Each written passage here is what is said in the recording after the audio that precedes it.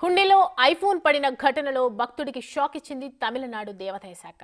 ఈ విషయంలో తాము ఏమీ చేయలేమని చేతులెత్తేశారు దేవాదాయ శాఖ మంత్రి శేఖర్ బాబు. కందస్వామి మురుగన్ హుండీలో పడిన ప్రతి వస్తువు దేవునికి చెందుతున్నారు. ఆలయ నిబంధనలకు విరుద్ధంగా హుండీలోని వస్తువు తిరిగి భక్తునికి ఇవ్వలేమని తేల్చి చెప్పేశారు.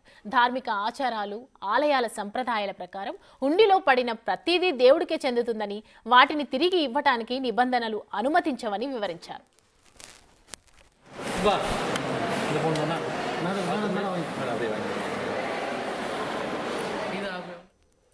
Installation, safe guarding, accounting of hundi rules 1975 ప్రకారం హుండీలో సమర్పించిన వాటిని ఏ సమయంలోనైనా యజమానికి తిరిగి ఇవ్వబడవని, అవి ఆలయానికి చెందినవని నిబంధనలు చెప్తున్నాయని తెలిపారు మంత్రి శేఖర్. అయితే అధికారులతో చర్చించి భక్తునికి నష్టపరిహారం ఇచ్చే అవకాశం ఉందో లేదో పరిశీలిస్తానని చెప్పారు. తమిళనాడులోని వినాయకపురానికి చెందిన దినేష్ అనే వ్యక్తి తిరుపూరులోని కందస్వామి ఆలయానికి వెళ్లారు. దేవుడి హుండీలో డబ్బులు వేస్తుండగా అతడి జేబులో ఉన్న ఐఫోన్ అనుకోకుండా హుండీలో పడిపోయింది.